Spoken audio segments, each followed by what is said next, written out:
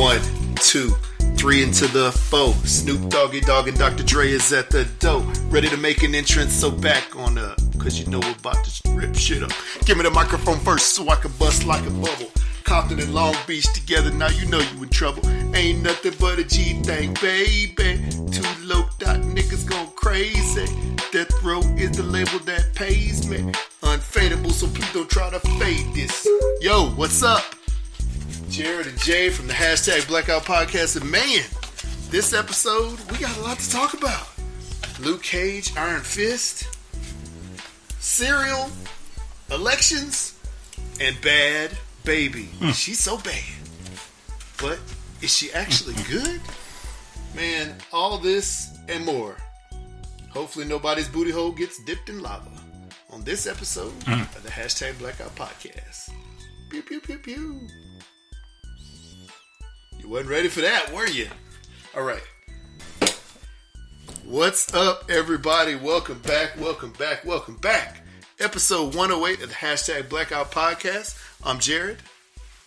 I'm Jay. And man, we back and at it again. And happy birthday to the Snoop D-O-double-G. Today is his birthday. Jay, man, how's it going? C-Day.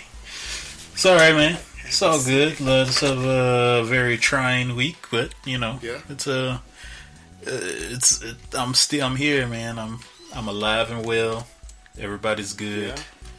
Can't come no complaints. That's what it's about. Can't complain. It could be worse. It could always be worse. Definitely what it's about. You made it.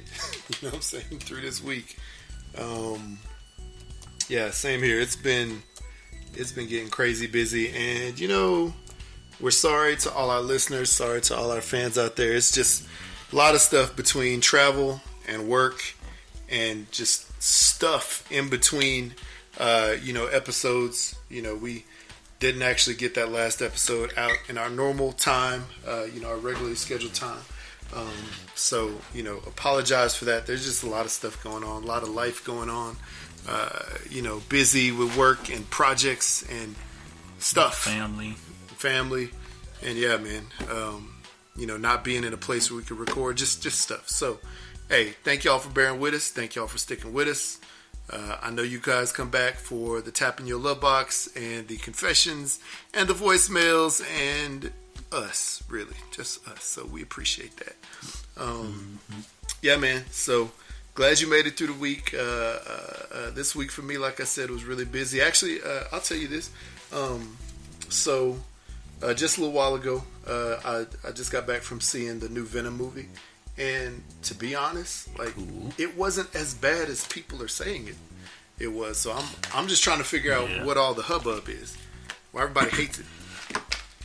Yeah, I'm sure it's because they want it as close as possible to the comic book version, which I mean makes sense, right? I don't think you're ever gonna get a super duper true to comic form or movie, super duper true to comic movie. Yeah. There's always going to be some complaints. It doesn't even matter if it's coming straight from Marvel or from the Sony, Marvel, whatever. There's always going to be some complaints. So yeah. This is true. And I don't know, man. I mean, I am one of those people who believes that movies should be as close as possible to their source material. If you're going to do a movie based off of, a fictional character or a real character, book or story, just try to stay as true as possible. We obviously know that, when you turn a book into a movie, it can't be word for word. There's pretty much no way that that's going to happen. And then there have been a couple that have been really close, that I remember, but nothing, nothing's going to be perfect. And I mean, the fact that, Venom has a 30% Rotten Tomatoes score. I mean, we don't really subscribe to Rotten Tomatoes or even Metacritic, which has a 35% out of 100. I mean, it's a little ridiculous. People just need to chill. IMDb has it right. I think a 7 out of 10. I give it 4 out of 5 mics personally. But yeah, man, it's and I'm not extremely super versed on Venom, so I'm not gonna say I'm a professional. But shout out to Wulong Talks podcast. They had their "Is It Worth a Tenner" episode.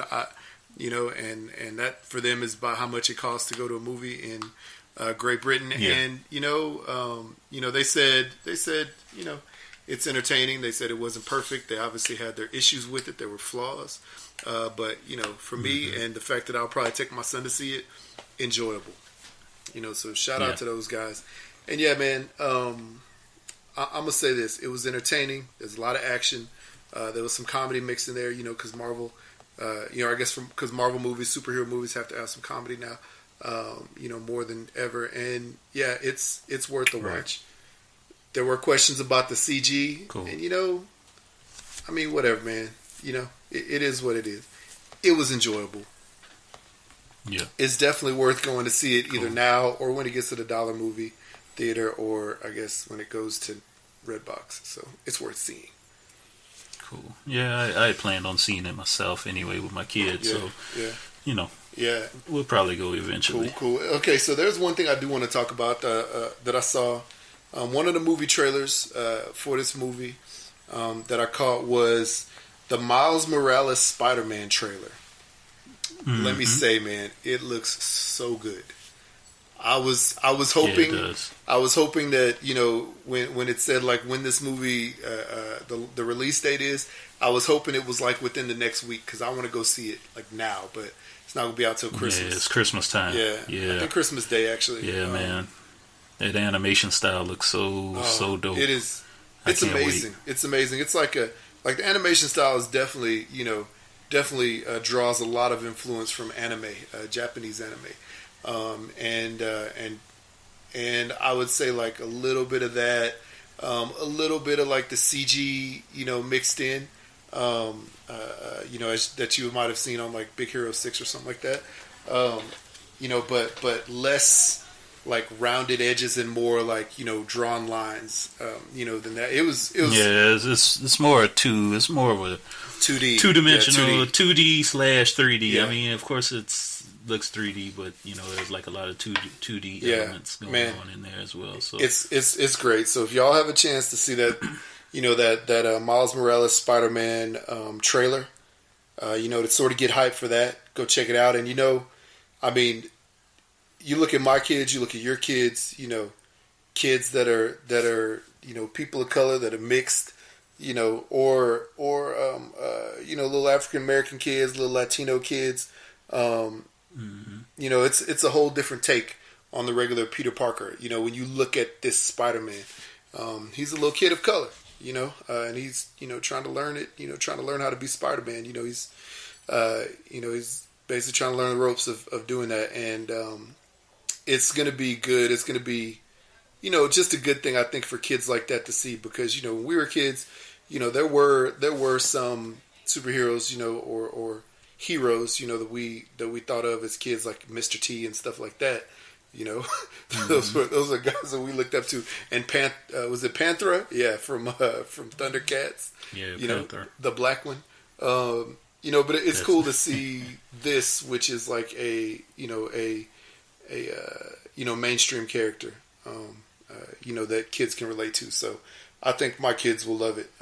Both my son and daughter, and I think your boys will love it too. So when they get to see it, that is. So yeah. So that was good. So guys, we're gonna get a little more geeky right now for the next few minutes, because Jay, just tell the people about the latest announcements this week from Netflix. All right. Well, I knew it was gonna come. With Iron Fist. Iron Fist gets canceled. Man. And then, ladies and gentlemen, if you have not heard by now, the blackest of the black superheroes, Luke Cage, got the X Sweet too. Christmas. Sweet Christmas. Dang. Sweet Christmas. They both got it going. They both gone. But, it could either make... I was thinking about this. It could either go two ways. Of course, those two could... Of course, they got canceled. They could either come back for Defenders, or they could just do... Well, they could do their Heroes for Hire type collaboration. Yeah. I think that would actually work best instead of, Yeah. spending money on two separate shows. Just bring them both together for one show because they do have comic books together. Mm-hmm. So I would like to see that, but who knows? Maybe they'll go the Daughters of the Dragon route. Mm-hmm. We don't know yet. Yeah. I'm just surprised they kept Jessica Jones. I really didn't enjoy Jessica Jones that much, but that's just me. Yeah. I'm sure there's other people out there that enjoyed it, but I didn't. Yeah. Not much. I enjoyed the first one this week. Yeah, I enjoyed the first one. The second one, was actually good. But I think that was at the same time that we were really, like licking our chops and waiting for, what is it? Luke Cage, and then Luke Cage come out, and then what else? Let's see, So there's a combination of Luke Cage, Punisher, and the Defenders. I think that was the time. Actually, we'd already seen Luke Cage, so yeah, the Punisher and Defenders. We were waiting for that. When the second Jessica Jones came out, and I even met Eka Darville. The guy that plays Jessica's best bud. The black dude. Right. So yeah, man. But I think we, it's just one of those things we sort of semi expected it because Disney, has their own streaming service or whatever coming out. So, I believe that. I think that wasn't there a plan or there was a story that said there was a plan in place to have all the Disney movies off of any other streaming service by a certain time. That's what was said, but I don't know how true that is. I don't know the details. So, or where they are in their pulling of shows and TV and movies and things like that. Yeah, So. I mean, we still got Black Panther on there, so Wakanda forever. Still got Black Panther. You know what I'm saying? And I think this. I think what's going to happen is, it's quite possible, at least I guess, that when Disney does launch their own streaming service, they will bring these shows there. And if nothing else, do a, this was a conjunction between Disney and Netflix. Showing the first two seasons or whatever of those. I'm not sure that Iron Fist gonna come back by itself ever, at least with that same actor. And I mean, really, with that same set of actors, with the exception of Colleen, she was the best one in there. Luke Cage, I think definitely has potential and definitely, has the potential to have a third season or, maybe that Power Man and Iron Fist series or Daughters of the Dragon, like you said, whatever. It'd be interesting to see that. And we know that Daredevil 3 is coming out soon. It's already out. Season 3, Season 3 is already out, I'm sorry, with Netflix. So, where's that going to go? It's not going to live on Netflix forever. We know that. And will he have another season? Will there be a Defenders 2? I don't know. Yeah. Will there be another Punisher season? That's what I want to know. I know. It's supposed to be one. I thought they greenlit one. But we haven't heard I think they did, but just don't know anything about it.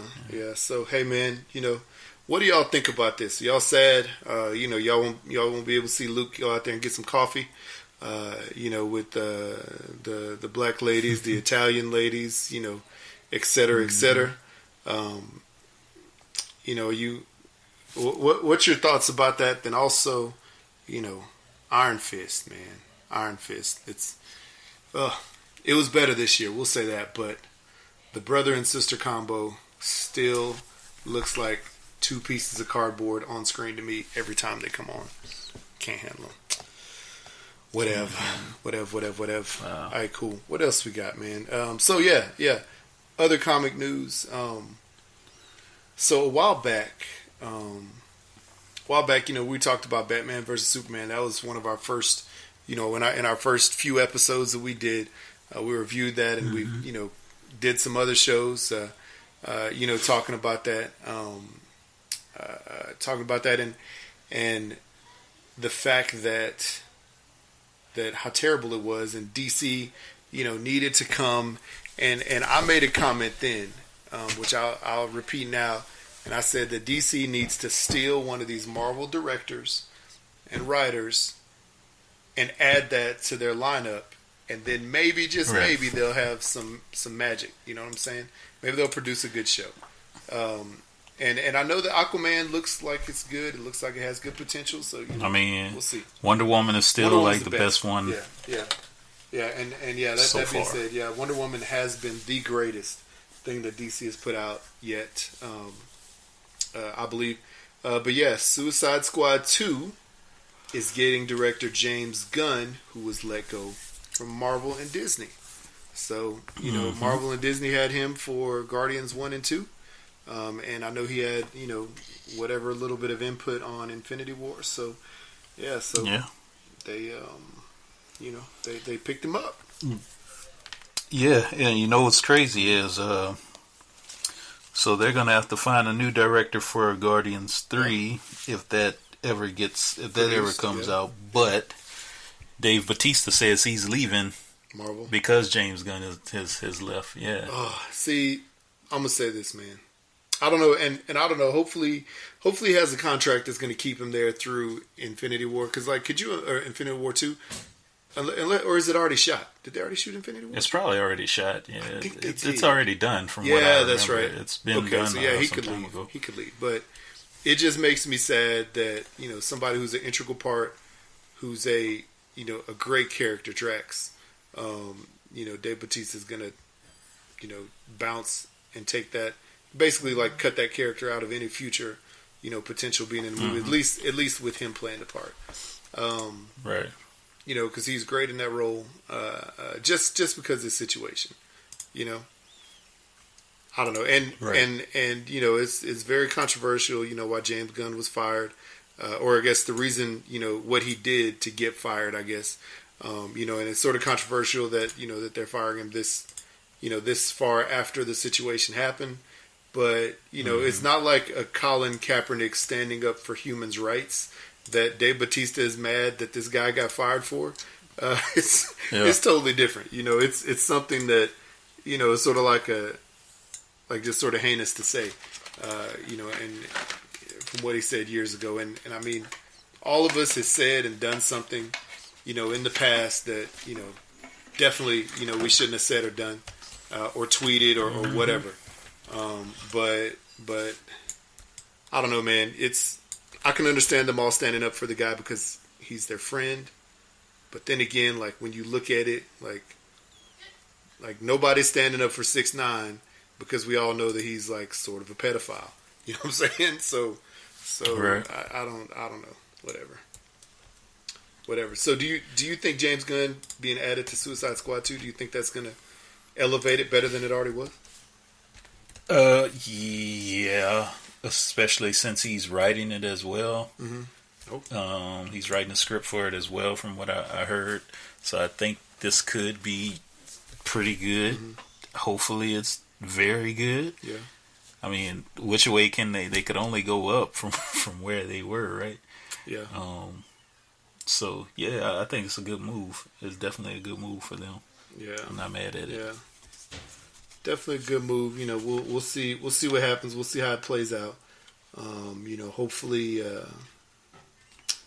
hopefully it'll be good for them. Because there's obviously for both of us, there's characters that DC has that we both love. We'd like to see them in good movies, and so we'll see. Yeah. Yes, indeed. We'll see. Yeah. Speaking of comic book movies, I wanted to ask you something. Yeah. Something I saw online today. And I guess it sparked like a lot of debate. It was a post on IG from Total Nerd. This actually came yesterday. It said Garfield's portrayal as Andrew Garfield, portrayal of Peter Parker's nerdy, self-conscious, yet smart mouth makes him the best Spider-Man actor. So who do you think is the best Spider-Man actor? Wow. Just out of the so three. We got Toby, we got Toby, we got Andrew Garfield, we got Tom Holland. Tom Holland. Yep. I mean, hey, Toby is the OG, he's the originator, originator none greater type of thing, but I was not put off by Andrew Garfield's, portrayal of Spider-Man, even though, the way they wrote him was like really whiny and that, and it sucks that he basically hadn't done anything since then, of note, but I mean, I didn't hate him that much, but I mean, I got to say, I think Tom Holland took it to a whole new level, and I appreciate that, and I think he's the best. What do you think? Oh yeah, I think for now, Tom Holland is the better. But I did enjoy Garfield's portrayal more than Tobey Maguire's portrayal. I don't know. I mean, I know it's kind of silly because Andrew Garfield was damn near 30 whenever he played a high school kid. I don't know. I mean, it's not outside of the norm. That was the thing. It's not outside of the norm, but I know that was the complaint amongst a lot of people. You know, why would you get somebody that's that old to play, you know, that character right in high school? Yeah. I mean, I thought Tobey Maguire, the first Spider-Man. Let me try to remember the first Spider-Man. I thought that was pretty good. Yeah, that portrayal of him, but I just never was a Tobey Maguire fan, so maybe that's just kind of why I really didn't care for him that much. But I thought Andrew Garfield's Spider-Man was pretty good. He was very smart-mouthed and you know, nerdy as well. So I don't know, out of those two, but I think Tom Holland did. You know, of course, he's right at that point where he's nerdy, he has a smart mouth, he's, you know, so I think he's the perfect one right now. So it's just funny, man, because everybody was like, I'm unfollowing you, you know, for saying this, and it was like this big debate going on their page about this. So just wanted to throw that in there for some comic book. Yeah, the comic book nerds out there. You know, it's so crazy, man. And really, like, you know, there were other superhero movies before that, but this was, you know, Spider-Man 1 with Tobey Maguire was the one that sort of changed the game and really re-injected, you know, that passion for superheroes, you know, on a more mainstream level. But, man, that was 16 years ago, man. Isn't that crazy? Yeah. 16 years ago. As I come up on my 40th birthday in like 3 days. That's wild, man. Oh, man. That's wild. I was in my mid-20s when that came out. It's crazy. Crazy. But yeah, man. That's wild. But yeah, that's an interesting question. You know, there's a lot of people who really didn't enjoy that. Andrew Garfield one, and you know, they have a lot of hate for Jamie Foxx too, who was just basically doing what he was written to do. I didn't think he was terrible. I didn't. I read his character as not Electro, but his regular nerdy, awkward character. I forgot his name. Yeah. I don't know why I'm drawing a blank on his name, but yeah, I'd rather him that than Electro. I don't know. Maybe just wasn't. Maybe just the whole movie itself just wasn't really written that. Yeah, I think that's what it is, man. I think that's really what it is. You know, and like we just said earlier, you know, really excited to see this new Spider-Man coming out. Isn't it Shameik Moore who plays him? Is it? Yeah. I'm not sure. Let me look. Maybe so. I'm 99% sure that Shameik Moore is voicing, you know, this animated Spider-Man Into the Spider-Verse. Let's see here. Let me look. What is it? Where's the cast? Here we go. Oh, wait. Okay, so old Spider-Man, Nick Cage. Oh, wow, there's so many. Spider-Ham, John Mulaney, Haley Steinfeld, Gwen Stacy, Jake Johnson, Peter Parker, regular Spider-Man. Who's the Miles Morales though? Gee. Yeah, Miles Morales, Shameik Moore. There you go. Cool. That's dope. That's pretty cool. Have you read the Miles Morales Spider-Man novel by and I need Jason to stock Reynolds? up now. No, I need to stock up now. Dude, it's a good novel. I mean, it's a novel, not a comic book or a graphic novel. Okay. It's like an actual novel that's really, really good. Yeah. I think everybody should read that. Yeah, so it's like in a bound book form? Yeah, it's like a bound book form. It's roughly, I don't know, 160 to 200 pages, something like that. Nice. Yeah, it's been a while since I read it. I got it around here somewhere. That's but dope. Yeah, it's a really good book, and it really doesn't take on the whole superhero aspect of, I guess, Spider-Man, but it talks about a lot of the things that Miles Morales goes through in his life with his parents and his uncle Aaron. That of course we got glimpses of in this new Spider-Man Homecoming, who Donald Glover played the character of. So yeah, it's I think you should check it out, man. It talks a lot about race and economic situations and yeah, it's just an overall good book that I'd recommend to everybody out there. Nice. Yeah, man, I definitely want to check it out. Then I'll there's a comic book store within about 10 minutes of where I work, so probably gonna have to go there on lunch sometime this week actually. So dope. Yeah, I'm sure you can find it at Target. Good recommendation. Though. Yeah, maybe at Target then. Target has it. Cool.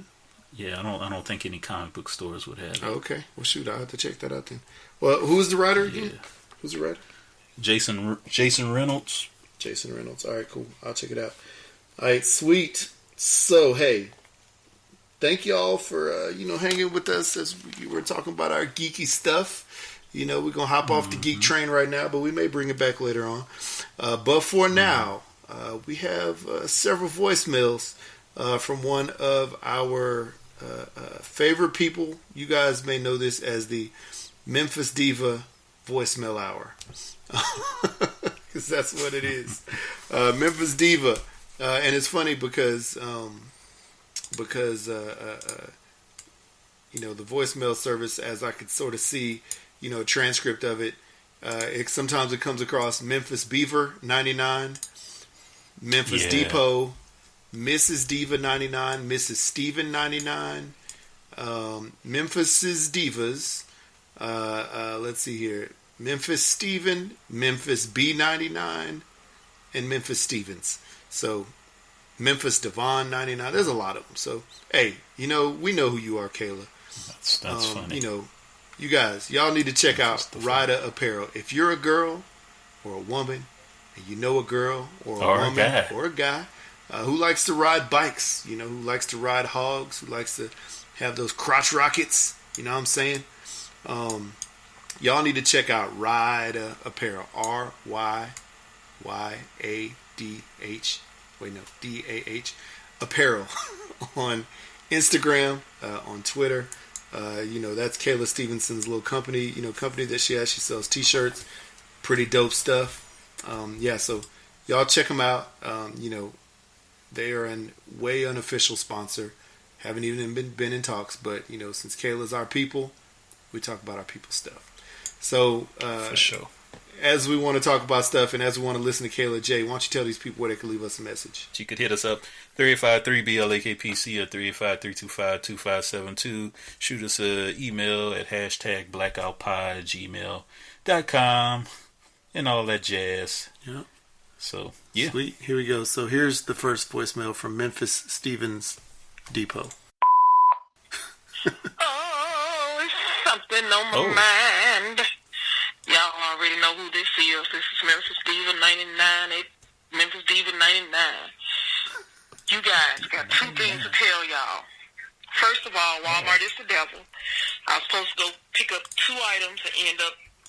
Anyway, man, I hope y'all don't laugh at me when I'm about to tell y'all, but I was with a group of people, and we were talking about Bill Cosby. And I had no idea. I thought Bill Cosby, because of all the money he had, he was going to be in this facility, just, A1. He was going to be in this room, this cell with a recliner and TV and a stove. And they said, no, Taylor, you be looking at too much TV. He in a cell. Yeah, right. And I said, no, a cell with luxury stuff like a jacuzzi. Like, this is stuff I really thought. Yeah, I'm the last to stop right now. Okay, Purge on. I'm talk to y'all later. The Purge is on. She's checking out the Purge. Yeah, nah, Kayla. Bill is... man. Go ahead. Well, I was going to say, Bill is not chilling. He isn't in Club Med, as they would say. He's Club Fed. He's Club Fed. He's in a hard time right now. What were you going to say? No, I was gonna say when I was younger, I used to think rich people had it like that too. Mm-hmm. You know, they just go to jail. You know, they got all their money. They have it's like a little apartment inside. They sell and stuff. They got a nice little bed and a stove and all kind of stuff, man. But yeah, as I got older, I found out that's not true.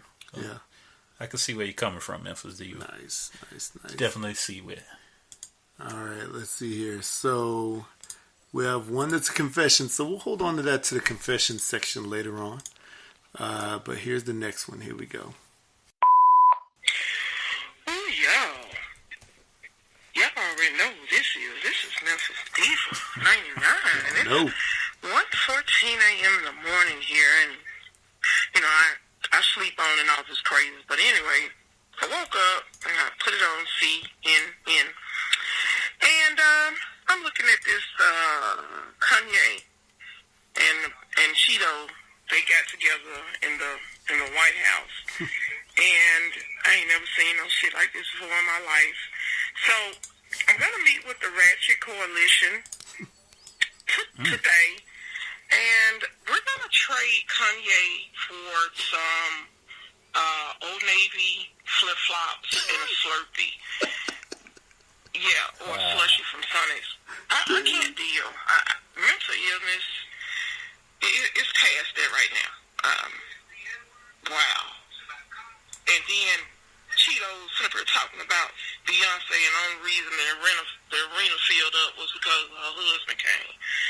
I'm over it. I'm trying to do right. I guess I'll go eat me some Jell-O. I'm going to talk to y'all later. Bye-bye. Wow. Yeah.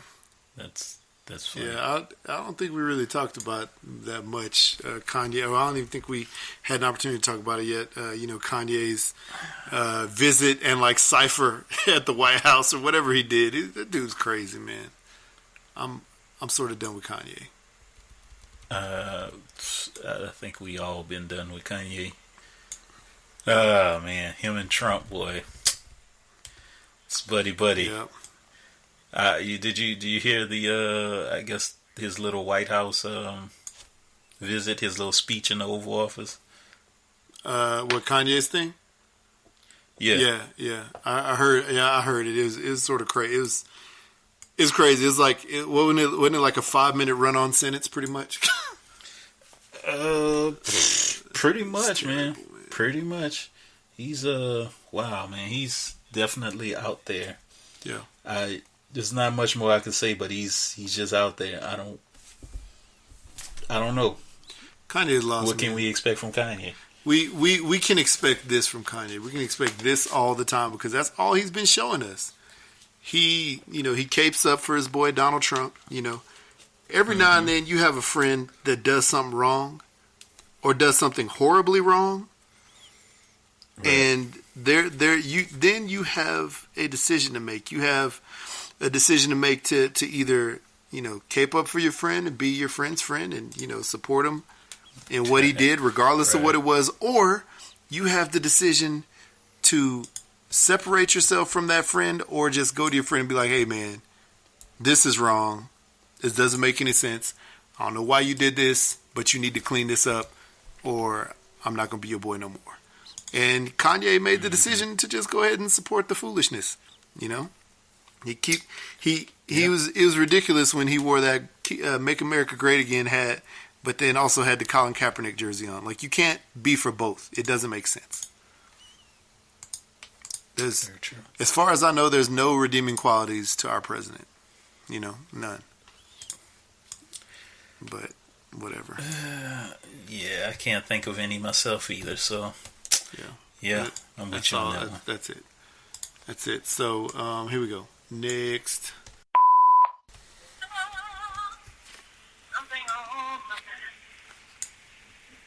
Somebody please, Oh. please tell me what's wrong. Hey y'all, this is Memphis Diva 99 coming to y'all. Guess what I'm going to be for Halloween?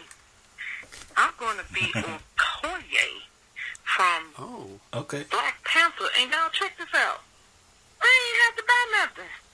I got his closet. But anyway, but I ain't got much to talk about. I know y'all seen Kanye with Cheeto Boy in the White House, and something wrong with Kanye. Look how he was laughing and grinning. Look how he hold his teeth. There's something wrong with him. Sunken place. I don't know what we're gonna do. I wish that I was a millionaire and I would just go build me a planet or something. I don't know. I give up. I give up on that situation. I thought I was gonna be in Dallas this weekend, but we going to New Orleans. And that's all I want to tell y'all for now. But you know, when I think of something, I'm gonna call y'all back. Pray for America, cause they stabbing babies and chopping them up and putting them in the ovens and shit. Pray for America, y'all. Okay, then. Bye-bye. What? Where is that happening? In other countries? Probably. In America, though? It probably, yeah, I'm sure it happened here, too. What? Lots of craziness happens in America. Oh, man. Yeah, I know that's true. It's sad, and yeah, man, Kanye, I mean, he's definitely below the sunken place. I don't know where he is, as we just talked about, but that's crazy. Yeah, and yeah, she's in New Orleans for somebody's birthday. So yeah, man. Nice. Shout out to the NO. New Orleans. Here we go. Yes. And she's blowing on there too. She can sing. Here we go. Next one. Yeah, man, she can sing. Yeah, she sure can. Have to have Memphis Diva 99 and 27, 26 Savage compilation. Gonna have to have that. Someday, one day. Here we go. Man, I'm gonna stop listening. I'm gonna boycott y'all. This Memphis Diva 99. Y'all on the other show talking about burnt booty holes. All your booty hole be on fire. All your booty hole. Cause what happens is, if I listen to a show and be laughing and be like, oh my God, then I'll go to sleep. And it'll become a dream. So then I'll be in a dream talking about booty holes. And I don't want that to happen ever again, okay? Okay. I just can't get over Kanye West and Cheeto Boy. Y'all, watch the way he hold his mouth. I understand your jaw got broken and all that a long time ago when you was in a car wreck, supposedly. But he just... something ain't quite right. That is not Kanye. I don't know who the hell it is. Something ain't right. Okay, maybe it is him, but I think he got a mental problem. Like, for real. Get you all that money you got, you can't get you no help. Okay, then, I'm finna go into this little tree area and my reception gonna go out, so I'm gonna call y'all back with some more stuff I gotta tell y'all. That's what I'm saying. Came out with Memphis Diva. Just saying what's on the mind. Man, that's hilarious. It's sorry about the booty hole talking. Yeah, I'm not. I didn't, I mean, hey, TMI, but we were talking about it for a specific reason because Lil Pump had to go to the hospital for eating too many hot Cheetos or whatever it was. Oh, that was Lil Xan, Lil somebody, Lil whatever the heck his silly name is. All right, so I guess she had to jump off the call, but then here we go. She called right back a couple minutes later after she got out of the trees. Tweeds. Oh, it's me, Memphis Diva 99, coming to y'all on my morningly drive to work. And I was thinking about relationships. I'm a single African-American woman. In the world of dating, and I want to know what your definition of friend is for the opposite sex. What is your definition for dating? Because I think a lot of people get it confused, men and women. When people say, well, that's my friend. You can have sex with your friend. I think that's when stuff get confused because. And I've been there. I will be honest.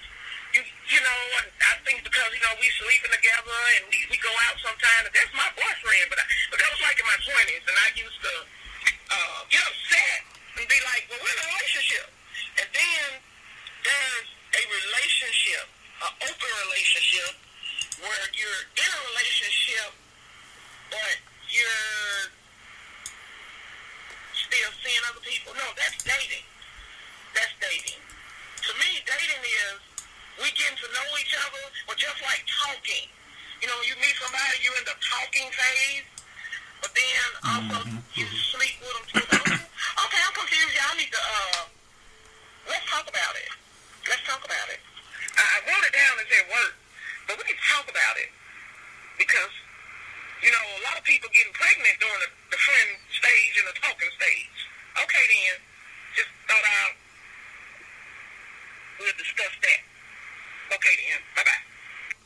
There you go. Like Machine Gun Kelly said, let's talk about it. So, let's talk about it. Yeah. So what's the definition of friends when it comes to the opposite sex? Wow, that's a good question because everybody has their own definitions of it, and by no means are we the Dr. Phil of this situation or the Steve Harvey. We are. Maybe. That's it. Okay. No others. Yeah. In the hashtag Blackout Podcast universe. Right. Yeah, we are. Let me see. Let me think about this. Hashtag-averse. So, she said the friends with benefits. Yeah, that's what I heard. That was that one. That was kind of one of them. Yep. So with that, was just with the friends and the friends with benefits. That's like a non-exclusive type thing. That's more like a, it's just you just creeping around, you know, understandably, with your partner. Yep. Let's see, talking. Did she say talking? To me, talking and dating is like, to me, talking. That's like the same thing. That's like the same thing to me. I mean, back in my day, my olden days, talking and dating was pretty much the same thing. I don't think people really said, oh, we dating. It was mostly, oh, we talking, that type of thing. So I consider those the same thing. What was the other one? Boyfriend, girlfriend? Was that one? Or am I making that up? Yeah, I think that's what she talked about. Oh, no, she said, I think she said something about dating and still seeing other people or something like that. Yeah, she's like, you know, we're friends and we're friends and we sleep together. That's what she said. She's friends and we sleep together. So I think that's my boyfriend. But then she also talked about the open relationships. Okay. I mean, I don't know, man. I think that, you know, the definition definitely has, you know, sort of shifted, you know, over the course of time. You know, what you call your friend and what you call your boyfriend and girlfriend, all that stuff. I don't think that term gets used as much anymore, you know, depending on the situation.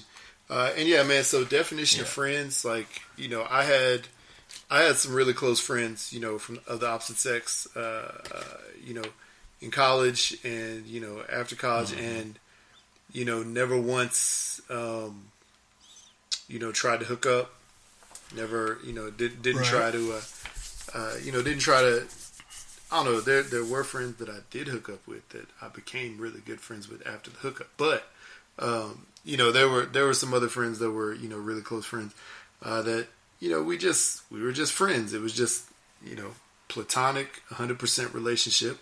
You know, so I called them my friends. There was nothing going on there. You know, we talked, we hung out, we chatted, we, you know, have dinner, go have drinks or whatever, hang out with other friends, but like it was never like, you know, like we're together at all.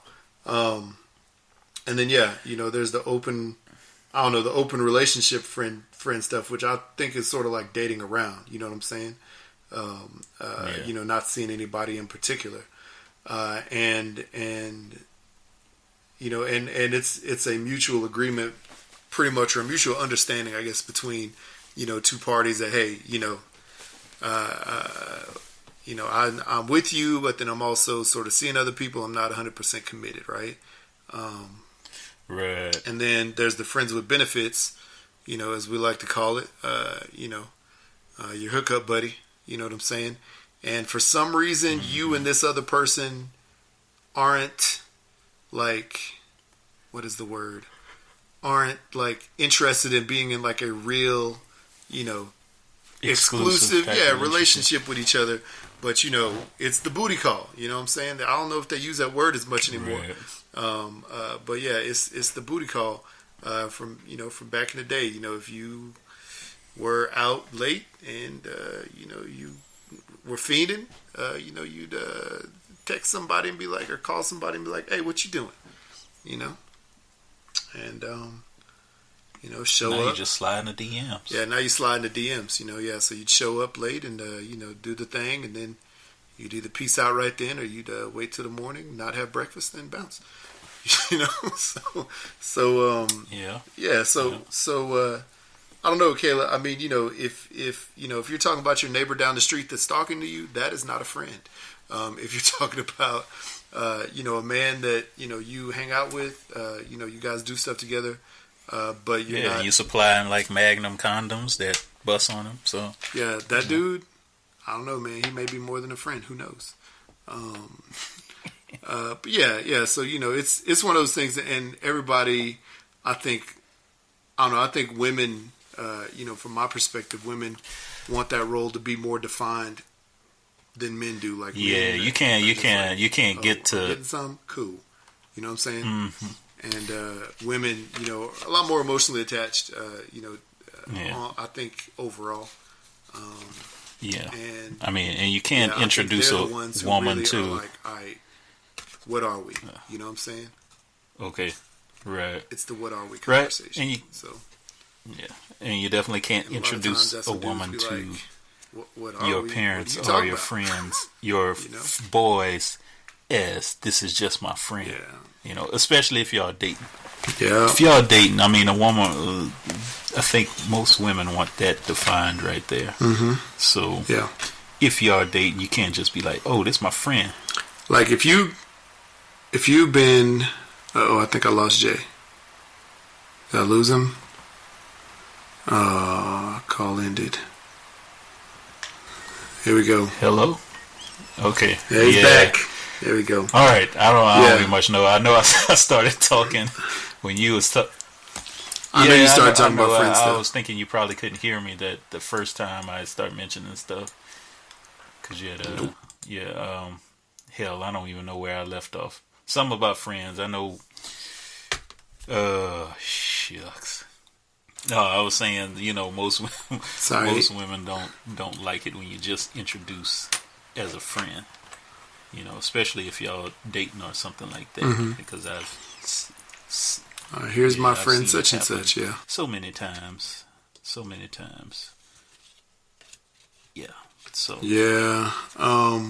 It's one of those things. I gotta say that if you have been seeing someone for a while, you guys exclusively dating, or you've been seeing them for a while, trying to hook up, and been together, been off, but you're like, this weekend I'm going to do something with you, type of thing, and you're not really going to hang out with anybody else, and you don't quite know what that is. Dog, you got to figure it out. Find out what the relationship is if you care that much, and if you feel like you want to be with that person. Yep. If you don't per se, if you don't care per se, just I guess keep doing what you're doing. I don't know. But yeah, Kayla, if you're trying to figure out what that relationship's about, whoever that is that you're talking about, ask them. Be like, hey, what are we? But if you don't care, just don't care. Keep doing what you're doing. Keep it moving. Keep it moving. All right, here we go. So next message. That was a good question, though. Good relationship advice question. Hey, y'all. It's me again, Mrs. Diva. I think it's a conspiracy at my job. Well, I got this manager. She's so sweet. But she's a big game. She's a thickle. No, she's extra crispy. Extra fluffy. But she's sweet. But anyway, extra I went in her office to talk to her about something, and I sat in this chair. Oh. And the chair broke. And so the chair went to the leg of went to the left and I went to the right. And I was like, oh. And, she said, oh, girl, let me help you, girl. I broke the chair yesterday and you finished it today. So I was like, so you broke it. But I didn't answer how because I didn't want to know. But, so I had to take the chair out in the hallway for the maintenance people to come get it. And one of my coworkers snapped a picture of me. That's messed up. Said, Taylor broke the chair. So, I think it's a conspiracy. And, I'm on a diet still. I've been cheating. Eating vegetables every day and good shit. It's just, I don't know. Well, I'm on my way to McDonald's because I'm home today, okay? And, treat yourself. I'll talk to you good people later. And we're going to talk about McDonald's food, too. McDonald's food is the devil. It's not good for you. But I'm going. Damn, I'm going. I'm talking about it, but I'm going to eat that food. Okay, then. I'll talk to y'all later. Oh, man, she sounded conflicted about that trip that she was taking to McDonald's right then. Yeah, talking about eating vegetables, and then bam, I'm going to McDonald's. Maybe she was going to get a side salad. Nah, man, she ain't going to get no side salad. You know that. She going to get a McFlurry. She going to get a McDouble. And she going to get a extra large fries. Super size. Okay. Super size. So, yeah, man, what do you think about that conspiracy theory she has? That's pretty. About that's the broken pretty foul, chair. though. That's pretty messed up. Man, that's jacked up. I broke it yesterday, and you finished it That's today. jacked up. Come on, man. Nah, she broke it. Your boss, whoever that was, your supervisor broke that. She just tried to patch it. She just tried to patch it up, and she's the one that probably called you into her office and say, "Hey, can you take a seat?" Bam, knowing it was about to fall apart. So maybe it is a conspiracy. Right? It's messed up. Probably is a conspiracy. That's crazy. Yeah, I've accidentally broken some things at work before, but they're my own doing. They weren't anybody else's. Anybody else started it and then I finished it. Nah, it's all me. So that's funny. Yeah, McDonald's food. It's delicious. Hey, man, I had it this week. First time in a while. Way better than In-N-Out. They messed up my order, even though I repeated it over and over again. One of the many reasons I don't really mess with McDonald's that much anymore, but whatever, dog. The fries still good, even though they're like eating plastic. They're still good. Way better than In-N-Out, but that's just me. I feel you. You know what? My mom and my brother both. I heard them recently. They did a Marco Polo with me, with us, and they both talked about Dallas and Fort Worth area In-N-Out burgers being trash. As compared to which ones? My brother's now in California. Like California or Houston? I don't know. My brother's in California right now, so I don't even think he's actually been to an In-N-Out the whole 1 year he's been there. Probably because I think the ones back in Texas are so bad. So yeah, so I guess there's more fuel to the fire. So I guess I have to agree with you on that. So here we go. So last message for this message segment, then we have that confession later. So here we go. Ooh, hashtag blackout. Okay, so this is Memphis Diva 99 contacting you all from New Orleans. Yeah, we at the French Quarter down here. This expensive stuff down here. I'm celebrating the birthday, but let me say this about Bourbon Street and, the Strip. It's stinky. Yes. It smells like pee and liquor and somebody You're absolutely right. It's different. Fascinating things I have seen. Naked people, men taking their wood and waxing out, women showing their breasts. And today we're going to go ride the bull. Yes. So there may be video footage of me falling off the first 15 seconds. Who knows? But anyway, beautiful city, like the architecture and everything and the history and stuff. And I will talk to you guys later. We'll talk about me and the taser gun and my daddy later. Okay, then bye. Oh, yeah. Got to talk about that taser. But, yeah, hey, Jay, she's right down there in your neck of the woods, man. Well, not really your neck of the woods, but sort of. I was there pretty much every weekend, so that is my neck of the woods, and she's absolutely right about the piss and vomit and all that other good stuff and the trash and the garbage, because that's exactly what it smells like down there, and that's exactly what it is. Because people are drunk, and you have to pay to go pee somewhere.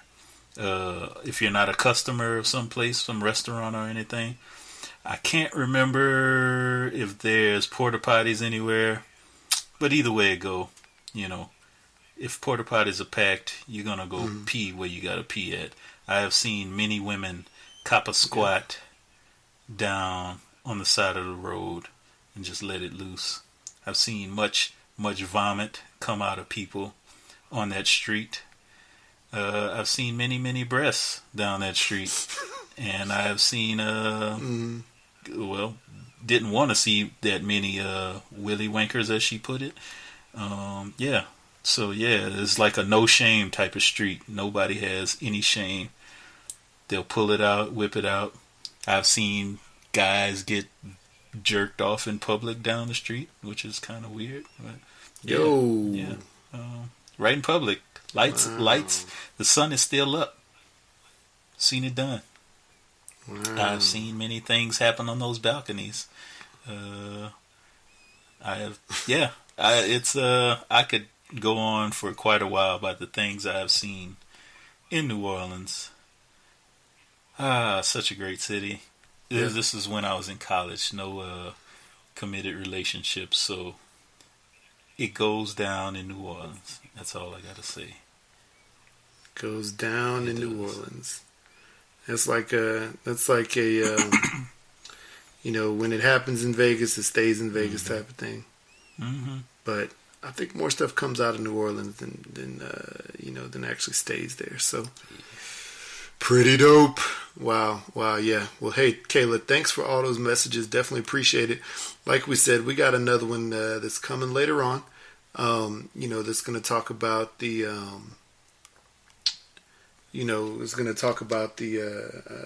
confession you have. So we appreciate that. Sure. Yeah, I'm looking forward to seeing this video of you falling off the bull down there. So we'll see. Anyway, before we go to break, I just want to shout out to Serial Boys, Serial _ BOYZ on Instagram and Twitter. They had just some kind of like contest where if you commented or liked or something like that on one of their posts, they were giving away one of their Serial Boy shirts. So your boy won. I won a shirt. So hooray! I'm a Serial Goon. #Serial Goon. So shout out to them. They have one that I definitely want to get called Serial Killer, and that's what it says, Serial Killer, and then it's just a bowl of cereal under it. I'd definitely like to grab that shirt, so I need to DM them and figure out how we can get us a couple of those shirts. But yeah, shout out to them. They sent that to me, and so I sent them a 3-pack combo pack of hooks, rubs, and spices. So they just got it today, I believe. They posted a little story video on it. So yeah, man, shout out to them.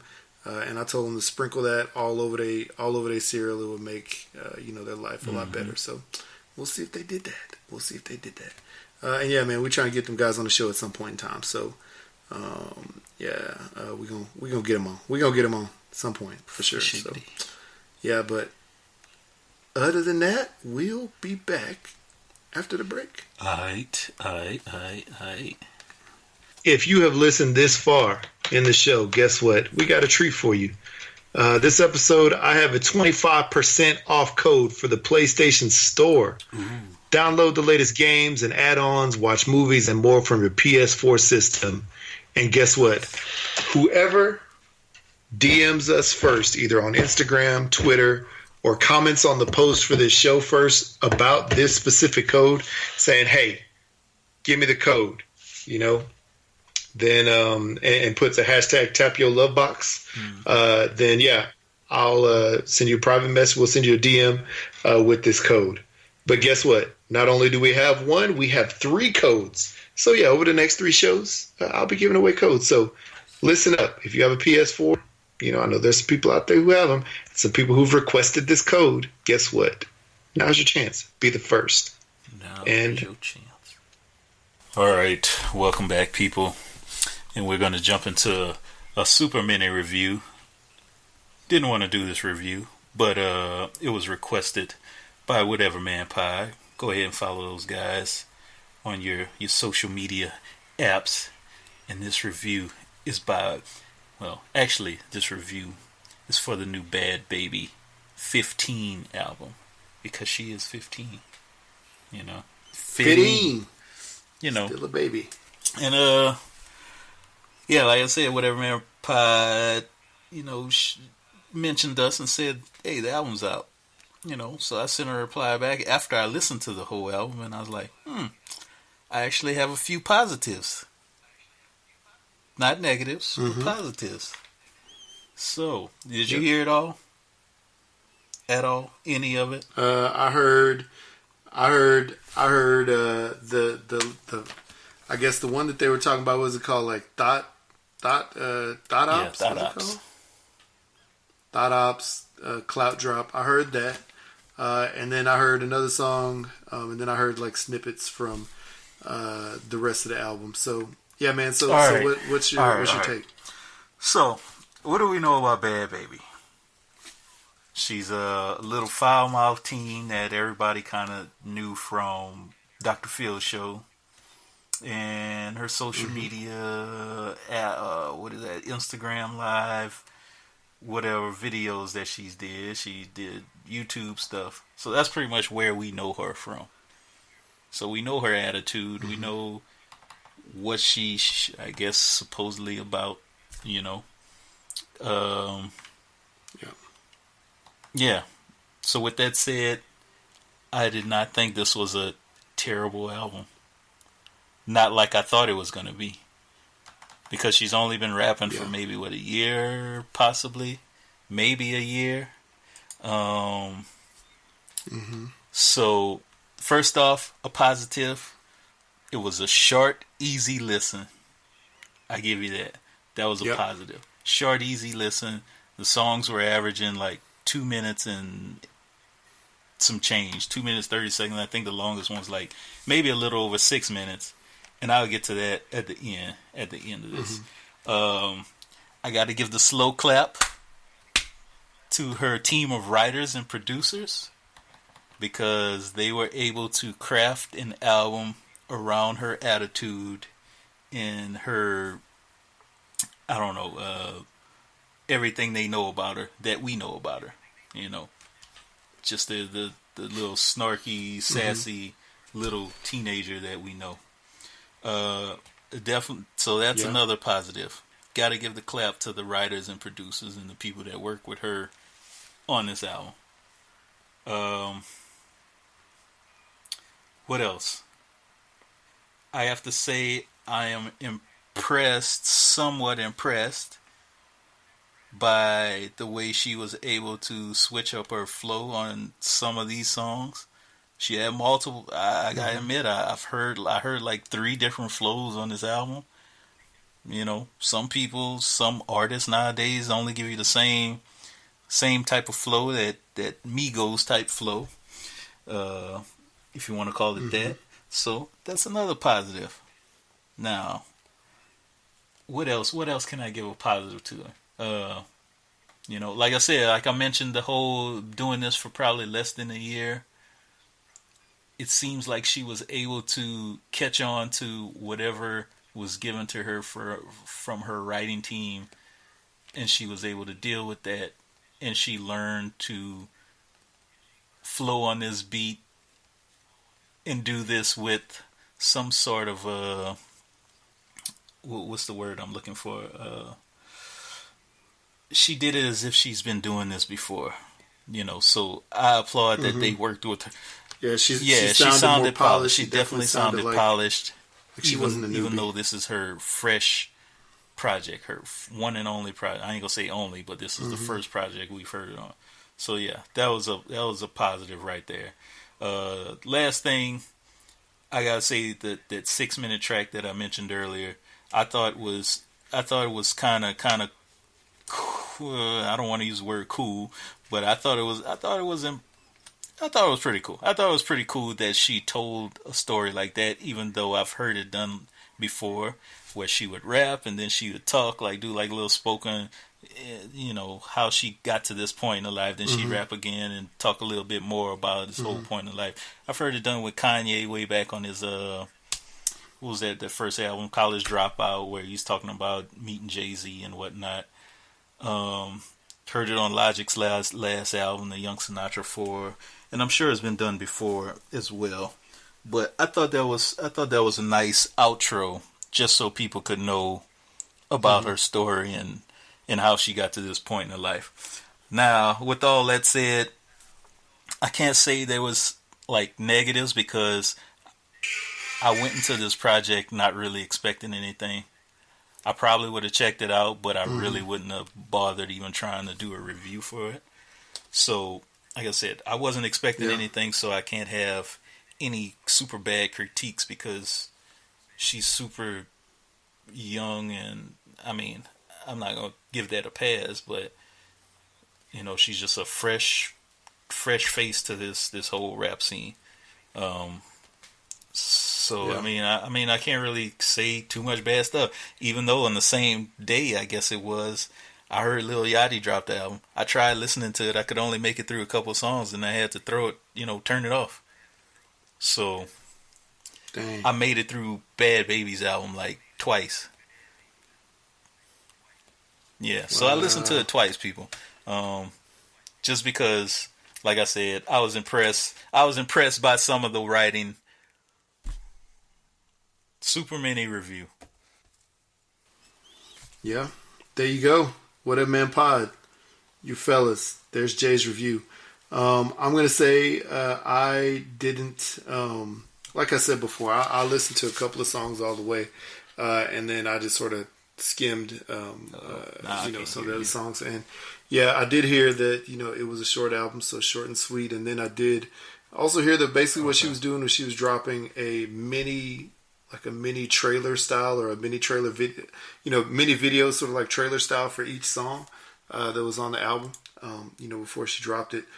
And so that's where we saw her YouTube video, Thought Ops, which I'm going to say this too, man. And I basically we're basically going against the grain of anything we ever said before, about her and about her career, is that, yeah, I mean, it wasn't as horrible as we thought it was going to be.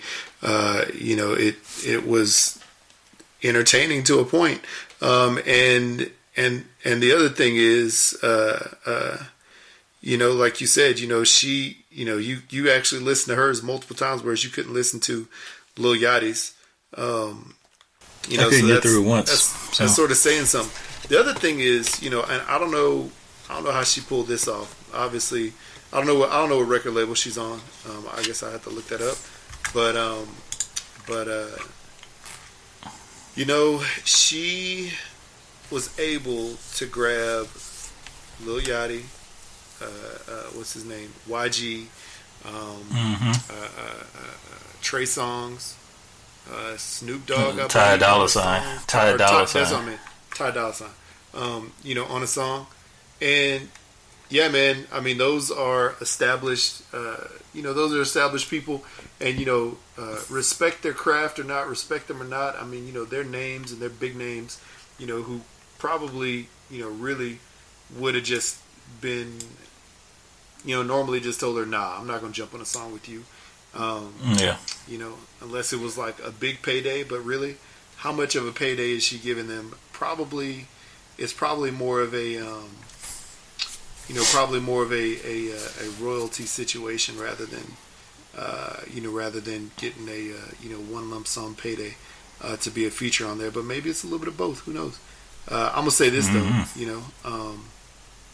it's shocking that she was able to get them, and they performed in songs and made her songs better, probably, to be honest. So yeah, I don't know, man. Suppose, I mean, if I had to go, I mean, if I really had to say something negative about it, it's like towards the end of the album, I could see like she started mimicking a lot of these I guess some of these rappers' flows and stuff, I could tell like the same cadence and things amongst a few of the tracks towards the end. But like I say, I went into this album not really expecting anything. I guess I was kind of because it wasn't even on my radar to even check out. So it wasn't like a Lil Wayne situation, for example, like when we reviewed that last album. Like I already know Lil Wayne's history, you know, how he raps, what he raps about, this and that and the other. So just critiquing that last album, I was like, I don't like that. I think that was horrible the way he put that together. This one, all I know about her is, I think the first song I heard from her is what is it? Hi Bitch. That may have been it, and I was like, okay, so she's gonna be one of these type of people. White rims, and then I heard, white Porsche, white wrist, white horse. Yeah, so I heard that, and then the Gucci flip flops came out, and I was like, whoa, okay, this is different. I never heard her rap like this, so I'm like, oh, somebody's really putting down that pen for her pretty good, you know. Somebody's writing those raps for her pretty good, you know. Gucci flip flops. Think I got a stick in my socks. I don't know. Is that what she says? I don't know. Yeah, but yeah, her verse on that song was like, I guess, surprising. Was it like, oh my God? No. But it was surprising to me. So then, of course, going into this album, I really wasn't expecting much, but I was surprised at some of the stuff, and I can't really say anything bad. Would I recommend this to buy? No. Yeah. Am I gonna buy it? No. Am I gonna revisit it? No. 2 times was enough for me. But any of the young girls out there that may happen to catch this show and want to buy it, go ahead and knock yourself out, you know. But I'm curious to see if she'll put out another project next year or something, and if it'll, you know, then I'll be able to go in on a super negative review. Yeah. Well, you know, maybe more critical. Review. More critical. That's definitely. And you know, I mean, hey, you know, I don't think anybody is out here expecting her, you know, to be the next MC Light. You know what I'm saying? Not at all. No. You know what I'm saying? No one is expecting that. You know, but you know, we all and so we're all essentially expecting, you know, it to fail overall. This is the thing. I know it's not going to fail because she has such an Instagram and Twitter and Facebook following. She has, you know, she has that bit of, what do you call it? That bit of notoriety, or whatever you want to call it. So so it's not going to fail, at least from a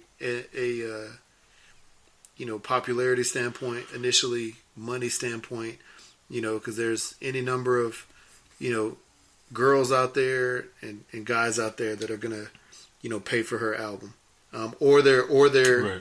You know, or they have Spotify and they're just going to play it, and you know how streams, you know, equals money, you know, after time. So right.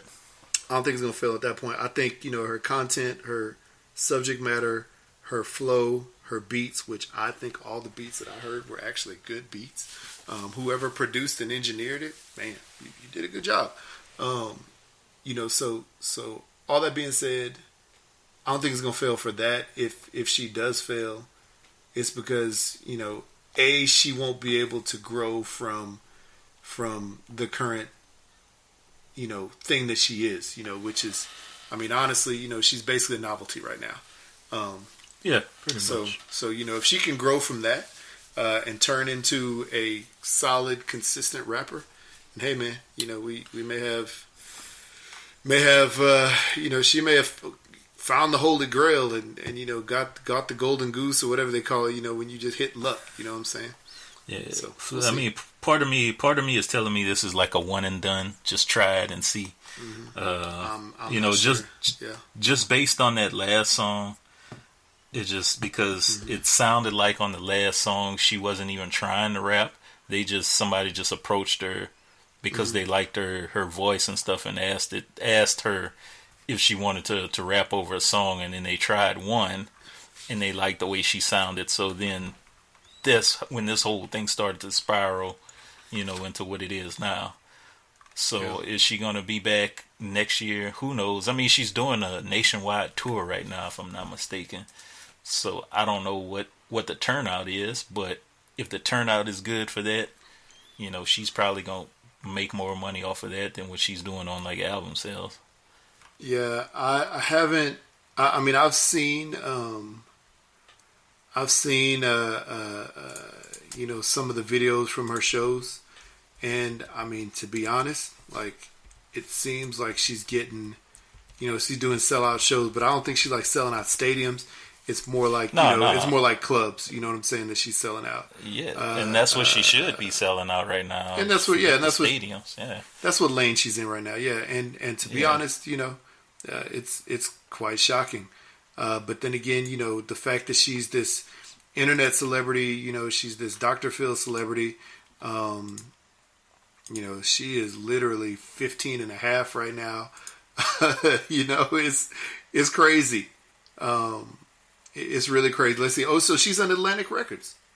There you go, Atlantic. Oh boy. I mean, that's a notable, record label. It's not like she has her BHAD Bad Music, production company, but really Atlantic is the label that pays her. So yeah, man. I mean, this is what'll happen. She'll have her 2-record deal type of thing. And they'll both be records that sort of they want, her to do. And then we'll see. Then we'll see. She'll probably be on quite a few records owed to them. Yeah. So we'll see. And we'll see if she can grow as she grows, I mean, she's still a kid, so as she grows up, if she gets, 2, 3, 4, 5 years down the line, when she turns into an adult and, young 20-year-old, blah, blah, blah, we'll see if she's still relevant and if she's still doing music. So we'll see. I'm sure she's going to do something to keep herself relevant. I'm not going to put no bad juju in the air for her. No, not at all. Not at all. It's just, not at all. It's just the things I'm thinking of. She's young. The things she was speaking on, like just outside the music, but just like in videos and stuff that I see her mentioned in, and the things she's talking about, man, I don't know. I don't know. We'll see what happens in the future. We shall see. But see. Anyway, it was okay first outing for her. But yeah. It's whatever. True. There's my review. The positives, even though they were minimal, but yep. So there you go. Whatever Man Podcast. There you go. Yeah. Not world beaten, but not absolutely horrible. What was the last concert you went to? Snoop Dogg, right? Dang. Yep, Snoop Dogg. Well, Snoop Dogg, and then it was Maroon 5. So back-to-back nights. Can you remember the worst concert you ever been to? Ooh, man. I'm trying to think. I'm trying to remember. I remember I went to a Digital Underground concert years ago. Oh, wow. And for some reason, I don't think it was that great. Yeah. I don't know. That's the only one I could sort of think of. But there's probably another one. Wow. What about you? Did you go to one recently that was horrible? All right. So no, I hadn't been to a concert lately or recently that was horrible. It just reminded me of something I saw earlier today. I was looking on IG and I saw somebody posted up a video of one of Pimp C's last concerts. Pimp C and Bun B, UGK for all those people out there. And it reminded me of when I was like 19 and 20. I went to a UGK concert, and that was like the worst concert I ever been to, man. UGK concert? UGK, man. Wow. I mean, don't get me wrong, I love UGK's music. I had all their albums. But just like as far as a live performance, that was like bad. That was pretty bad because I've been to quite a few performances, quite a few concerts. Yeah. But that one was pretty bad. Still love the music, but just as far as a live performance, man, it was rough to get through. Yeah. It was rough. Surprising. Yeah. But that's just my experience. Yeah. It'd be interesting to hear what other people say. What the worst concert they'd ever been to was. Yeah, man, I've been to some bad bars and clubs, that were supposed to be playing like dance music or, it was like college night or, whatever. But yeah, as far as concerts, I'm shocked by UGK, but heck, I was shocked by it. You weren't shocked? I was shocked. I was shocked. Yeah. Oh, you were shocked. Yeah. But then again, I mean, they're rappers. Like, you don't expect, I don't know. I guess there's some that you do expect to have good concerts. So, I don't know, man. That'd be interesting. Yeah, the people out there, let us know. What's the worst concert you've ever been to? What's the worst concert you've ever been to? Okay, so, how about we just go ahead and get into this confession situation? So, Kayla Stevenson, we know that you sent us a voicemail and you had a confession. So, we want to hear it right now. So, this is the confession time. So, just like Jay told you guys earlier, where to call us, where to reach us, where to leave a message or DM us, whatever. Leave us a confession. So, Usher can be like, these are my confessions. You know what I'm saying? Because... we want to know. We want to put it out there. If you give your confession, you can put it out in the world, get it out of your mind, get it off your heart, your chest, whatever. And then, you don't have to think about it no more. So true. So there we go. So here we go. I got a confession. You already know who this is. This Memphis Bees 99. So, a long time ago, I was at work, and we had this manager, and she was just evil. This woman was evil, and so she loved plants. So she had this favorite plant on her desk, and every morning I would wait till like she was gone before she got in. I would snip little pieces of her plant off, and then pretty soon, savage. It dawned on her. She thought her plant was dying, but really it wasn't. Every day I was cutting pieces of her plant off. And I feel bad now that I think about it. And oh yeah, I got a question. If you were given the go-ahead to have your own reality show, what would it be called, and what would it be about? Mine would be The Adventures of Kayla Mizzou. And it would be just me at work, creating havoc. Yeah. Okay, bye. Wow, that's a good question. And interesting confession. Thanks for that, Kayla. Cutting up this lady plant on the slide. It's pretty great. It's pretty nice. Pretty great. It's pretty dope. Wow. Yeah, so man, reality show. Wow. You could do a reality show. What would you call it? What would you call it? Call yours. That's a good question.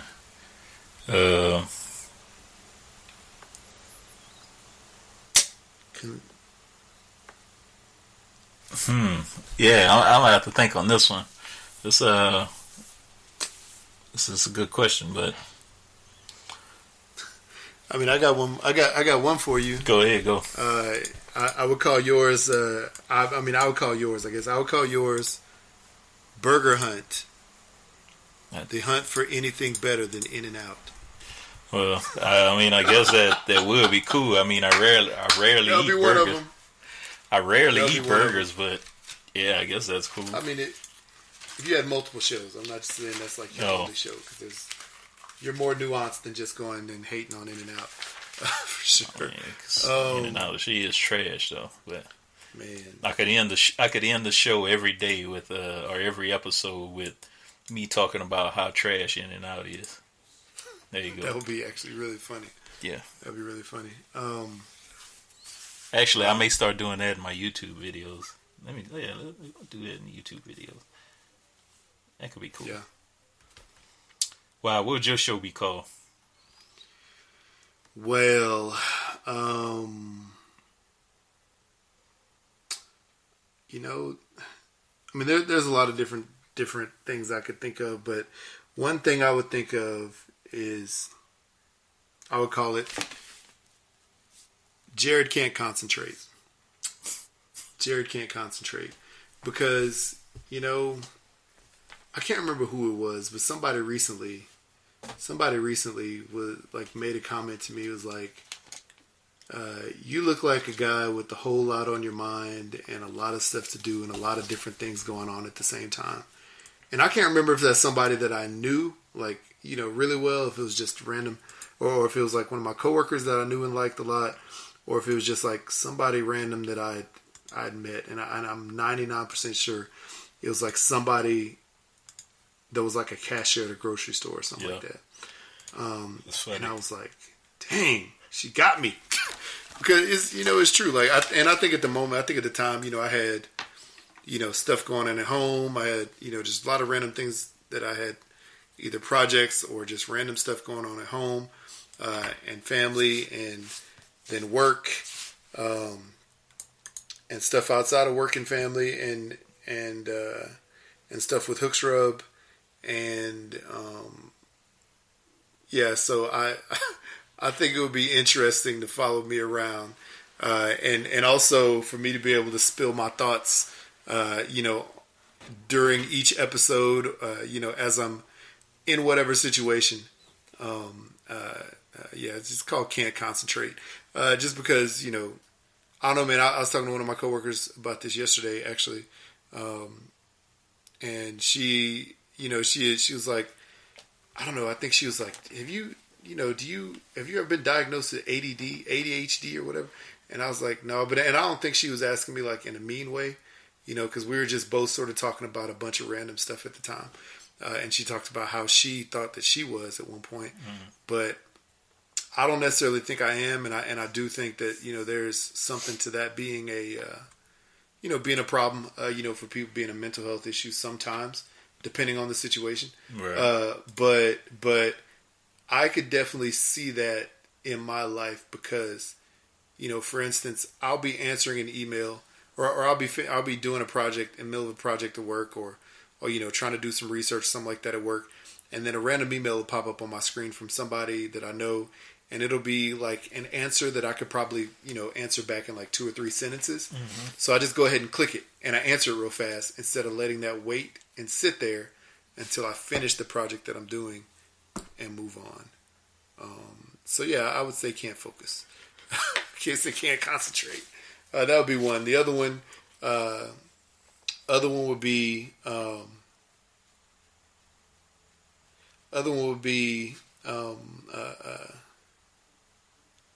bringing the flavor to you, and that would be mainly me, you know, representing Hooks, Rubs, and Spices, trying to bring actual, true, good, tasty, flavorful food to this area of the country. Because don't get me wrong, there are a lot of good restaurants here, a lot of them. But then there's also a whole lot more terrible restaurants. Yeah. And so, you know, it would involve me traveling the country and, you know, bringing the flavor, or finding the places with flavor, almost like a diners, drive-ins, and dives, but, you know, me bringing the flavor and me finding the flavor. So there you go, bringing the flavor. Bringing the flavor, man. Any more thoughts? More thoughts. I was going to call it Jay's Miserable Life, or Jay's Modern Life. Jay's Modern Life. Yeah. But because my life is so all over the place, and it was funny, you was talking about, you know, somebody saying you look like the type of person who has a lot on your mind, and this and that, and I was like, that's exactly what people tell me at work. It's like I got a lot to do, I got a lot on my mind, I got so many problems and so many projects, and this and that and the third, dealing with kids and all this other jazz and all this other mess, but you know, and there's just no time for me on my projects, you know, my stuff. Yeah. It's like I give all my time to everybody else. Yeah, you know? Yeah. It's definitely one of those things where, you know, every now and then you need your own time to do your own thing, and that's not even it's not even to do the projects or finish the work that you have, because I mean that's always going to be there. It's always going to come up, and it's going to change, and something else going to come up. But you know, just I don't know, just saying, hey wife, or hey boss, you know, I need a day, or I need a few hours, or I need a half a day, and just go and do something that either A, you've always wanted to do, or B, that you can do that's going to release whatever that is, you know, just that tension. I mean, I remember, I can't remember who was talking about this, but I remember back in the day when I was in college, one of my really close friends from high school committed suicide. And it was very, it was a very shocking thing, because you never would have saw it, never would have thought it from this guy. But it happened, and you know, I don't know, hearing that at the time, you know, thankfully I was in a place where I was I was in college, so you know, I didn't have any, you know, major responsibilities outside of being at school. So I remember one night I just like hopped in my car and I was like, I'm gonna drive west. I don't know how far I'm gonna go. I don't know when I'm gonna stop, but I'm just gonna drive. And so, you know, on the drive I listened to music. I put the windows down, breathed in some air, and just like, you know, let out, you know, a little bit of a cry, and I mean, you know, just really just went and tried to clear my mind. And I stopped somewhere, probably, I mean, from where you are, probably west of Weatherford. It's like, and it was at night. It was like, I don't know, it was like 10 or 11 o'clock at night. I don't know why I did this, because it's a black man in the middle of nowhere in Texas. Not the best idea, right? Yeah. But you know, stopped, got outside, walked around for a couple minutes, breathed a little bit, drove back, you know, and sort of refocused. But then again, you know, there's sometimes where, you know, when you're at work, daily grind, or when you're at home, you know, nightly grind, you know, you just need to go to Walmart by yourself, you know what I'm saying, and shop. Or you just need to go and do something. You know, you need to take a half a day off, and I mean, I don't know, just do something else that's going to help you free your mind for, you know, an hour or so, and then, you know, just try to refocus and gain some perspective and just get rid of some tension. So, yeah, man, that's the only thing I would say. Yeah. That, you know, we probably both need to do that at some point, you know. Well, the only reason I would take off work is to come back home and work. That's the only thing, man, because I can never have peace and quiet to work on my own artwork that I need to. Mm-hmm. You know, so yeah, that's my thing. I need time for that. That's no snap of the fingers. It doesn't come that quick, you know. So, yep. Yeah. Well, there you go. We both have some. We both have some very, you know, we'll both have some very interesting shows, like with us basically, you know, doing 37 different things in a day that are all not totally related to each other. So yeah, man, that'd be interesting. That's a good question, Memphis Diva. Yeah, that'd be a good question to ask to the audience out there. So, on that note, you know, this is the time where Jay cues the music normally, and you know, we say we sort of talk about tapping your love box. Tap. Here we go. That careless whisper, that George Michael creeping in. So, hey, if you know, if you're sad, distressed, distraught, want to, you know, boycott Netflix because they canceled Luke Cage, the brother of all brothers, the hero of Harlem, tap your love box. Yes. And if you are upset that Luke Cage will not be getting any more coffee with any more lovely ladies, tap your love box. Sorry, Memphis Diva. No more coffee for you. Yeah. But hey, you know, he's not going to be busy, you know, doing that thing, so maybe he can travel to Memphis. I say Tennessee. Memphis, Tennessee. Yeah, Memphis, Tennessee. Yo, if you are excited about Red Dead Redemption 2 coming out, tap your lip box. That does look pretty good. Looks really good. It looks pretty damn good, man. Pretty damn good. Let's see. If your NFL team is in first place in their division, tap your love box. Man, why you gotta treat me that way, man? Why you gotta treat me that way? I'm sorry, man. I apologize. You know, I'm gonna tell you this, which I might have told you a couple shows ago. I'm gonna tell you this: the game that the Saints beat the Giants, you guys were gifted that game by the referees. Oh man, come on. And then the ensuing game the Giants had against the Panthers, they were also gifted that game. The Panthers were gifted that game. Yep. So really, the referees are trash. That's so interesting. Wow. You watch Lots of NFL gifts football going right now, man. Lots of gifts going around. Yeah, well, it's true. It's really true. Like if you watch NFL football right now, they are making phantom calls. Absolutely horrible phantom calls. They started off the year, but hadn't they been doing that for years upon years? It has. I don't think it's been as bad as it has been this year. And I'm not saying just against the Giants. I'm saying I've watched games from multiple teams around the league, and yeah, man. The worst calls that I've seen was beginning of the season. Somebody goes to sack the quarterback. So it used to be where you could just hit the quarterback wherever. Then years back, because Tom Brady got injured.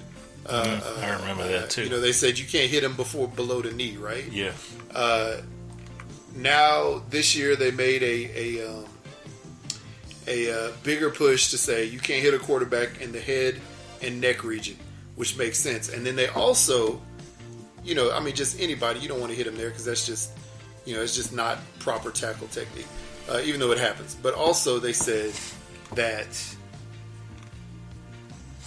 if a defensive player hits a quarterback and lands on them with their body weight, then it's a penalty. Wow. I mean, if you tackle anybody normally, you're going to land on them with some portion of your body weight. Right. So there were so many random calls, and then all of a sudden, there's defensive players, trying to hold up from landing on a quarterback. There was a guy last week that had Tom Brady for a sack, and then normally they would just blow the whistle and call it dead before he went down. Well, the guy sort of let up in the moments when he thought that the whistle was going to blow, and Tom Brady just walked right in for a touchdown, just 5-yard touchdown. There was another guy in Miami, I can't remember his name, but he was a defensive lineman. He tried to avoid landing on the quarterback for a sack, and he somehow ended up tearing his ACL and PCL, because he wasn't playing full speed. He was trying to do an avoidance stance instead of play, heads up sound football. So yeah, man, the officials are trash, and the league doesn't care. Obviously they don't care about Colin Kaepernick, of course not. Or anybody else like that. So they don't care about this situation because they're as long as we're making money and we got butts in the seats, keep it rolling. You know what I'm saying? So yeah, man, lots of gifts. But hey, shout out to New Orleans Saints. I might have to root for them for the rest of the season. Awesome. Gee, well. So in other words, if you think the NFL is a little too, if they're a little too sensitive, tap your love box. Tell you what, if you think the NFL needs to switch over to flag football, tap your love box. Dog, I'm telling you, man, it's powder puff, man. It's terrible. It's bad. It's been bad. Gonna be like the little giants out here, ice box. Little giants, man. I'm telling you. Going to call chicken little flea flicker. If you listen to hashtag Blackout Podcast, then you go to sleep and you dream about, booty holes dipped in fire. Tap your little box. Interesting. Boy. Shout out to Memphis Depot. Shout out. If y'all seen Tales from the Hood Part 2 and you thought it was absolute garbage, tap your love box, because that was trash. I didn't watch it, and I guess I'm not going to watch it. I mean, you could watch it for a laugh, because that first story was your mouth is gonna open and you're gonna be like, what the hell did I just turn on? Mm-hmm. If you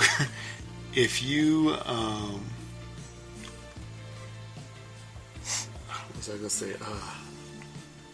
I lost it. Wait. Okay. If you think that the voter suppression going on in Florida, Georgia, Kansas, etc., is just out of hand. And hopefully one day the government or these, politicians are going to get found guilty for fraud and suppression. Tap your little box, because man, it's going on. There's midterm elections coming up, ridiculous, and there's buses getting blocked from going to polling places. They Dodge City, Kansas, basically moved some of their polling locations, or they moved all their polling locations out of the city. So, elderly people of color, elderly people, poor people, as well, aren't necessarily able to get to these polling locations because of this. Wow. So, man, it's trash. Crazy. Ooh, but Ohio State is losing right now to Purdue. Tap your love box. Down with the Lookouts. Sorry. If y'all got y'all ticket ready for that $1.6 billion Mega Millions jackpot, tap your love box. When are they pulling that? 23rd, I think it is. 23rd. Oh, it's my birthday. 1.6 yeah, I might need to send you like $5 for you to go and pick up me a ticket. Y'all don't have Mega Millions out there? Nah, man. It's Utah, dog. They don't have Mega Millions out here. Oh, come on. They don't. They have like 4% beer is like the highest, percentage they do, unless it's like a microbrew. So I mean, you think they're gonna have Mega Millions out here, dog? I don't know. They don't have no lottery out there. No. I mean, this is one of the states where wow. gambling and lottery is not necessarily welcome. How far is like a border from you? Nevada is an hour and a half west, and then what is it? Colorado is about 2 hours east. Man, or maybe it's Wyoming. One of those two. Man, well, if you can't Idaho make it there, Idaho is about 2.5 hours north. If I win and you can't make it out there, to get yourself a ticket. If I win, I'll break you off some money. Hey, I'll be down with that. Just don't tell Arizona. The rest of the I'm not. Arizona's about 3.5, or no, Arizona's about 7 hours south. Oh, just tell your wife to pick up one right now.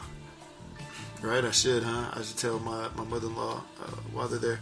But then, what is it? When we were there on that Navajo reservation, that's a dry reservation, so there's no alcohol sales and no lottery sales either. So, whatever. I guess that's a good thing. Yeah, that's pretty dope. No alcohol. Yeah. But hey, man, shout out and good luck to all those people, namely my family members, that are trying to win that money. Yeah, that'd be dope. Here's a question for you. Would you tell everybody in the family? Or would you tell only a couple people and trust that they wouldn't spread the word? I'll say this. There are I know there's some family members that are going to listen to this. I'm going to tell you this. I know that there are a very tight circle, a very small handful of people I would tell. Mm-hmm. My mom, brother, and sister, of course, because right. I mean, they're the main ones that I would trust with that information. I would tell you as well. I mean, and honestly, I really would. It's not just because we're here on this show. Honestly, I would. I'm not going to name any other names of who I would and wouldn't tell. Mm-hmm. Because I think that may be it. That may be the tightest of the circle that I'd be able to tell. And I love all my family members. I appreciate them. And, and to be honest, I'd probably do a situation where I'm like, hey, everybody, I love you guys. I'm going to break you all off this amount. Right. We gonna sign this piece of paper, because this day and age you gotta sign a piece of paper, right? So we gonna sign this piece of paper, and that's it. Yeah. This is your, and if this is like, if it was like billions, like $1 billion, or like 800 million or something stupid like that. Yeah, I mean, because then you do have a opportunity to look at all the family and say, hey, and it would be equal share for all these people, and that would be the thing. But I do know that I do have some family members that would be showing up with their hands out, and I'm not talking about any of my first cousins, or any of my aunts and uncles. I'm not talking about any first cousins or aunts and uncles. They're deeper relatives, though. So. Oh yeah, I know. I mean, I probably wouldn't be able to avoid it, because if I told my mom's like the gossip queen. Talk. She'll talk. She's like, oh, he won the lottery. And then from that word, I'm sure I'd be getting so many new cousins and so many new relatives, and I'm telling you, man. Yeah, so that's funny. I couldn't do it. I'd probably just deposit some money, everybody's account, and then I'm going like off the grid somewhere. Yeah, that makes sense, and that would probably be the best option. I mean, and if nothing else, take care of your blood, like next to kin. Yeah. You know what I'm saying? Like mother, father, brother, whatever. But yeah, man, it's one of those things, especially now with like this Ancestry.com. If somebody finds out they're related to you in some way, shape, or form, especially if you make that money, then it would be crazy. But then again, it's one of those situations where,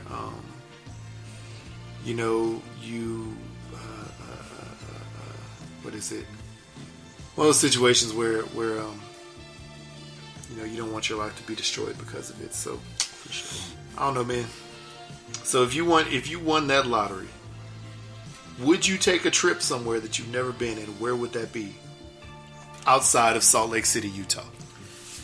Outside of Salt Lake City, Utah. Where would you go? Where would I go? Definitely go to LA. Definitely go to Abu Dhabi, Dubai. Mm-hmm. Go to Thailand, Japan.